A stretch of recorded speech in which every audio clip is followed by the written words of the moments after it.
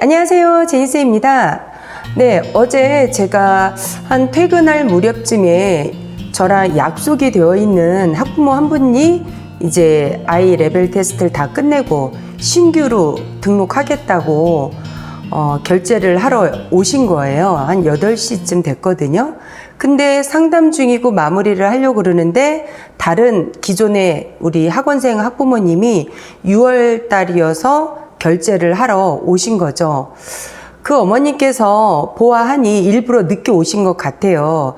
아, 우리 막내가 잘하고 있나? 몇 마디 듣고 싶으신데 보아하니 우리 학원장은 다른 학부모님이랑 상담 중이고 이 어머님이 결제하러 왔지만 머뭇거리다가 그냥 가시려고 할 때 제가 우리 민준이 요즘 어떤가요? 제가 오히려 되물었어요. 물론 앉아 계신 상담 중이었던 학부모님 이제 잠깐 그래도 기다리실 수가 있잖아요.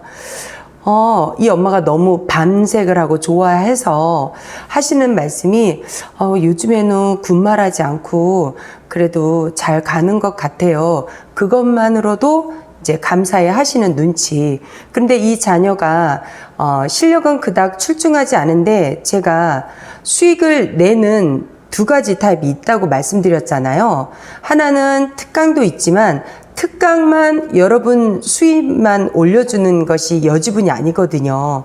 그래서 1년치 내가 시험 날짜, 응시 날짜가 언제 있나 그것도 쫙 펼쳐보시고 내가 방학 때 특강도 하지만 그 외에 또 다른 특강을 할 수 있는 학생들을 가려서 또 올리고 실력을 그래서 결과를 내는 그런 방법도 있다고 제가 말씀을 드렸거든요. 이 어머님도 저에게 이제 그렇게 기본 수업을 하는데 보아하니까 이끌어낼 수 있고 잠재력까지 끄집어내면 불과 이제 8월 달이 얼마 안 남았으니까 그래서 그러면 5월 달부터 이 특강을 이제 시작했기 때문에 8월까지 쭉 갈 수 있다는 거거든요. 이 어머니께서는 기본 수업 외에 특강료를 내기 때문에 그래도 돈도 돈이지만 내 자녀가 그래도 잘 팔로우해서 따라가고 있나 이런 몇 마디를 듣고 싶어 하시는 눈치였는데 분위기가 이제 아니니까.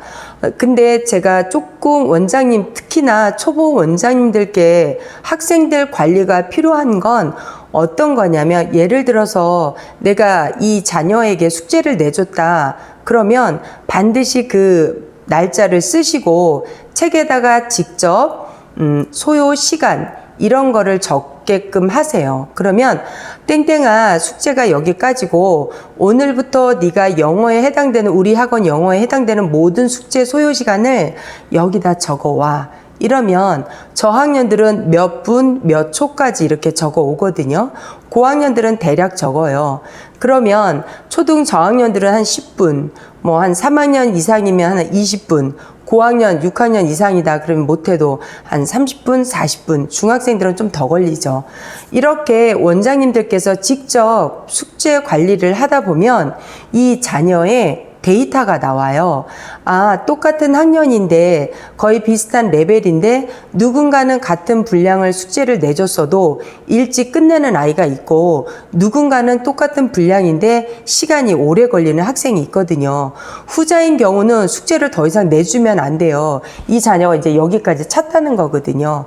그래서 제가 그 부모님께 오늘 땡땡이 역사 수업 논술이 5시 반인데 아이가 5시 29분쯤에 나갔습니다. 공교롭게도 제가 몇 분까지는 다 기억하지 않지만 일단 아이가 등원을 하면 특강이잖아요. 이 자녀의 시간을 어떻게 해서든지 원장이 빼서 엑스트라 여지분에 특강을 집어 넣어야 되는 거거든요. 땡땡아 오늘 스케줄이 어떻게 되니? 이렇게 물어요. 그러면 아이들이 다 달라요. 오늘은 스케줄 뭐뭐 있어요? 몇 개예요? 오늘은 꽉 찼어요. 오늘은 이게 마지막이에요. 이거 끝나면 없어요. 저 오늘은 몇 시까지 가야 돼요. 이게 아주 패턴이 됐다는 거예요. 자리를 잡았다는 거죠. 그러면 일반 기존 학생들하고 동일한 티칭이나 코칭 방법으로는 특강을 할 수가 없어요. 그래서 이 자녀도 저한테 스케줄 먼저 보고를 하고 오늘은 제가 몇 시까지 가야 돼요. 그러면 부지런히 기본 수업을 하되 숙제로 나갈 수 있는 건 양을 늘리고 중요한 건 또 특강을 한 명분에 해당되는 수업을 해야 된다는 거죠. 그랬을 때 오늘 역사 논술이 5시 반인데 아이가 29분쯤에 갔어요. 아마 조금 늦었을 거예요. 라고 제가 대답을 해드리니까 어머님 눈빛이 안도의 한심? 왜냐하면 땡땡이 잘하나요? 이렇게 중간중간 이제 입회한 지 얼마 안 된 어머님들은 워킹맘이면 결제하러 일부러 오시는 분도 계시고 아니면 유선상 아니면 뭐 문자를 남기시던가 이러거든요. 근데 이 어머님이 일부러 왔다는 건 분명히 학원장에게 우리 아이의 히스토리를 듣고 싶은 거예요. 그런 마음을 잘 헤아리셔서 공교롭게도 제가 그 시간을 기억하고 있거든요. 아이가 오늘 논술 때문에 몇 시까지 가야 돼요 했는데 제가 빼낼 수 있는 시간을 빨리빨리 결정해서 중요한 거 먼저 인풋으로 넣고 또 나머지 여지분이 있다 숙제로 나가면 되고 그 다음에 원장님이 이 아이에 해당되는 목적을 이루시면 되는 거거든요. 그렇게 아이를 관리를 하다 보면 이 어머님이 이제 특강료가 계속 나가고 있거든요. 네, 그냥 저희 이 동네가 조금 운영하기 좋다고 제가 말씀드렸잖아요. 그래서 일하기도 너무 좋고 또 부모님들이 그렇게 1, 2만 원에 움직이거나 눈 돌리거나 하는 경우가 거의 없어요. 그래서 결제 다 하고 저는 저대로 신이 나고 또 어머님은 어머님대로 듣고 싶었던 그 짧은 몇 마디, 원장님이 저렇게까지 관리를 하고 있구나. 이렇게 흡족해 하시고 결제하고 가셨습니다. 남아 계신 상담 중이었던 어머니께서, 이제 불안하죠. 왜냐하면, 그렇게 썩 옮기고 싶은 곳은 아니었어요. 우리 학원이. 근데 아이들이 다 여자아이들은 특히 친구 따라 강남 간다고 그런데 약간 민감하거든요. 그래서 여길 다 다니는데 이제 아이가 우겨서 엄마는 별로 원치 않았지만 그래서 이제 엄마표 학습법 옛날에 뭐 잠수내 학습법 있잖아요.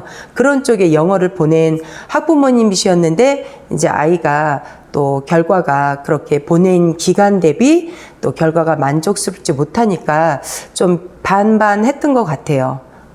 그래서 저랑 상담 끝내고 이제 바로 또 결제하시면서 하시는 말씀이 어머 아이가 몇 시에 가는지 그것까지 기억하세요? 이렇게 되물으시는 거예요. 그래서 가급적이면 왜냐하면 진정한 1대1 밀접 관리가 되려면 최소한 아이가 오늘 몇 분을 내가 끌어올 수 있는지를 원장님이 멀티로 머리에서 돌아가야 되거든요. 똑같은 시간에 와서 똑같은 시간에 끝나고 가는 시스템이 아니다 보니까 거기서 정말 진정성 있게 밀착 관리를 하고 또 이 아이가 그럼 오늘 스케줄이 수영도 하고 뭐 논술도 하고 늦게 오겠다 이러면 숙제를 조율해 줄 수 있는 그런 여유까지도 있어야 돼요. 저는 그렇게 관리를 하거든요. 그래서 좀 반신반의로 오신 학부모님도 같이 결제를 하시고 그 부모님 한마디에 잘 부탁합니다. 그 한마디에는 모든 것이 다 엑기스로 농축으로 들어가 있어요. 그러한 마음을 헤아리셔서 또 새로운 자녀도 잘 적응하고 또 이 자녀도 저희가 고학년은 4학년부터 1시간 20분이 1시간입니다 라고 했지만 보아하니 아직 좀 생소하고 낯설은 곳에서 친구들 따라왔지만 그렇게까지 오래 앉아 있을 수 있을까? 이런 아이가 약간 걱정스러운 눈치였어요. 그래서 일단 두고 보자. 제가 1시간씩 수업을 하면서 아이 엉덩이 힘이 늘어나면 점진적으로 제가 늘리도록 하겠습니다. 이렇게 좀 위로가 되고 좀 안정감 있는 그런 상담법으로 학생의 눈높이에 맞춰서 그렇게 진행을 했습니다. 같은 5학년일지라도 교재가 다 다르고 같은 5학년일지라도 또 문법 교재가 다 다르고 당연하죠.